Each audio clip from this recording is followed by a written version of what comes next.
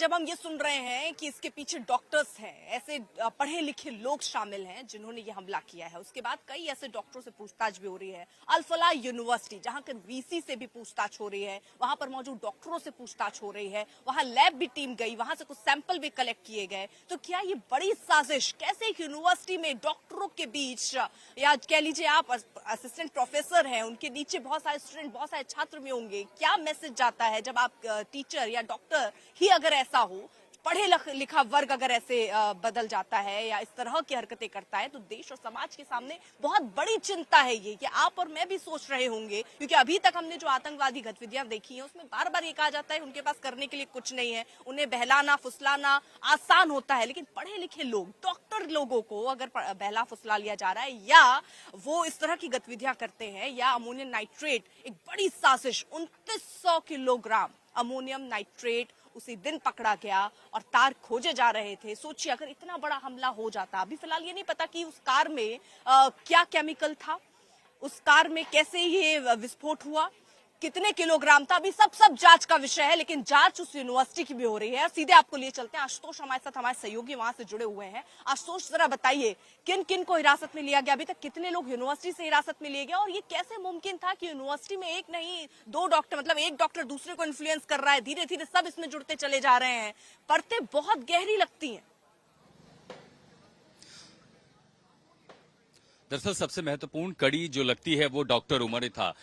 कश्मीर के जीएमसी का general medical college से पास आउट हुआ वो टॉपर, जो वहां पर यहां पर आकर फैकल्टी मेंबर बना। और इस पूरे ऑपरेशन में सिर्फ एग्जीक्यूशन नहीं, कॉन्स्पिरेसी से लेकर के एग्जीक्यूशन में आप देखेंगे कि स्लीपर सेल से ज्यादा जो एक्टिव काम था वो सारे डॉक्टर्स थे। तो कश्मीर का लिंक इसमें सबसे ज्यादा मजबूत है। वो डॉक्टर शाहीन जो व्हाट्सएप चैट चलाती थी, उस व्हाट्सएप ग्रुप में परवेज से लेकर के डॉक्टर मुजम्मिल, डॉक्टर उमर, नबी, ये तमाम सारे लोग इसमें पूरी तरह से शामिल थे। यही नहीं, जब 2024 में वो यहां पर आता है और उसके बाद पिछले कुछ दिनों से जब ये सारा घटनाक्रम होता है, जैसे ही कुलगाम के बाद पुलिस, जम्मू कश्मीर की पुलिस एक्टिव होती है, उन्हें पता चल जाता है कि अब जो पुलिस की आंच है, जांच की आंच उन तक पहुंच रही है। और ये सब की शुरुआत होती है अक्टूबर में, एक पोस्टर जो अपीयर होता है कुलगाम के पास, उसी पोस्टर के बाद वहां की सीआईडी और आगे इंटेलिजेंस इनपुट बढ़ता है और जो जांच पहुंचती है फरीदाबाद में, तब नाम आता अल फलाह इस यूनिवर्सिटी का। वो 8 लोगों की अब तक जो गिरफ्तारी हुई है, सबसे खास उसमें चेहरे अगर आप देखें तो डॉक्टर शाहीन हो, परवेज हो, डॉक्टर उमर हो और डॉक्टर मुजम्मिल हो। हालांकि उमर के बारे में कहा जा रहा है कि चूंकि वही वो शख्स था,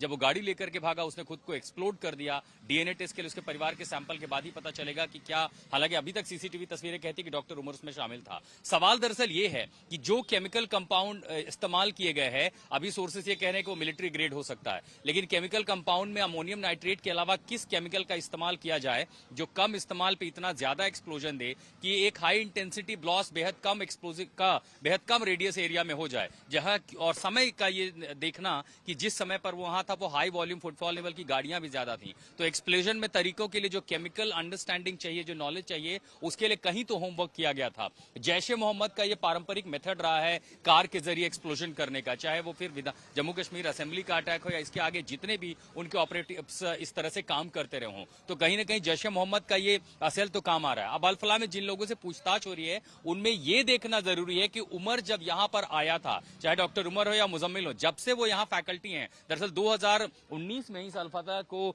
मान्यता मिली थी, उसके बाद से मेडिकल कॉलेज, आपको पता भी हम लोगों से पता कर रहे थे। जरा रोक रही हूँ आपको, समर्थ भी हमारे साथ इस वक्त जुड़ चुके हैं, उनके पास भी कुछ अपडेट होगा, सीधे समर्थ के पास ले चलते। समर्थ,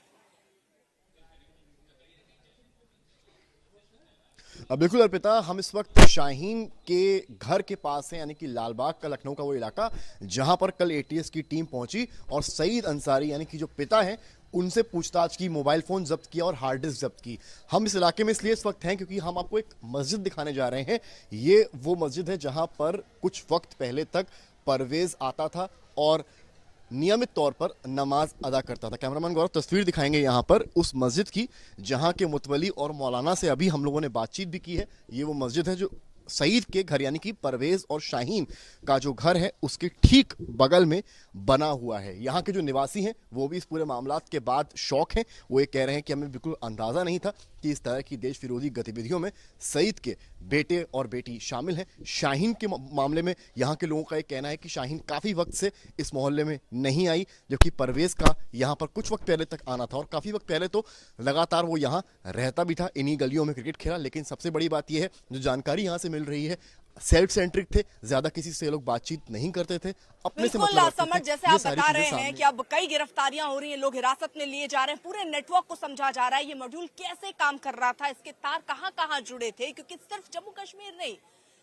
फरीदाबाद तक आप देखिए, फरीदाबाद के बाद उत्तर प्रदेश पहुंच जाइए, ऐसे कई राज्यों में हो सकता है इनके तार जुड़े हों और इसी को लेकर अब जांच चल रही है। लेकिन एक पोस्टर जो इस बड़ी साजिश का खुलासा कर देती है, 19 अक्टूबर को दरअसल एक पोस्टर जो कश्मीर में जहां पर कुछ ऐसा लिखा था, जिसके बाद तफ्तीश हुई, एक मौलाना गिरफ्तार होते हैं, उनसे पूछताछ होती है, उसके बाद ये डॉक्टर नेटवर्क, ये डॉक्टर मॉड्यूल जो है वो पूरा पता चलता है और उसके बाद 3 गिरफ्तारियां और होती हैं। जब तक इसमें तरक्की हो रही थी, यानी एक एक करके लोग पकड़े जा रहे थे, तब तक ये शाम आते आते इतना बड़ा विस्फोट हो जाता है। अशरफ वानी हमारे साथ, हमारे सहयोगी इस वक्त जुड़ चुके हैं। अशरफ, यानी एक पोस्टर ने ये पूरा सब कुछ सामने कर दिया, उस पोस्टर में ऐसा क्या था, उस पोस्टर के सामने के आने के बाद किस तरह से इंक्वायरी चली, जो तार यहां तक जुड़ते नजर आए। सोचिए कितना बड़ा धमाका हो सकता था अगर 2900 किलोग्राम जो अमोनियम नाइट्रेट पकड़ा गया, अगर ये पता नहीं चलता, ये पोस्टर सामने नहीं आता और इंक्वायरी नहीं होती।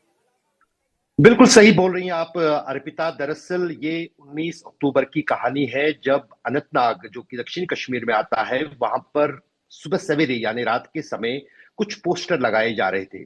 सुबह तक तो पुलिस को भनक नहीं हुई, लेकिन जब सुबह पहली रोशनी के बाद पता चला इलाके में पुलिस को कि जैश ए मोहम्मद के कुछ पोस्टर लगाए गए हैं अनंतनाग में, तो उसके बाद उस इलाके के आसपास जितनी भी सीसीटीवी कैमराज लगे थे उनकी फुटेज खंगाली गई। उनमें जो है, उस फुटेज में जो है, डॉक्टर आदिल जो कि सबसे पहले गिरफ्तारी हुई थी, और डॉक्टर एक मौलाना जिनका नाम इरफान है, और वो मौलवी इरफान जो है वो जी। श्रीनगर की एक मस्जिद नौगाम में जो है मस्जिद की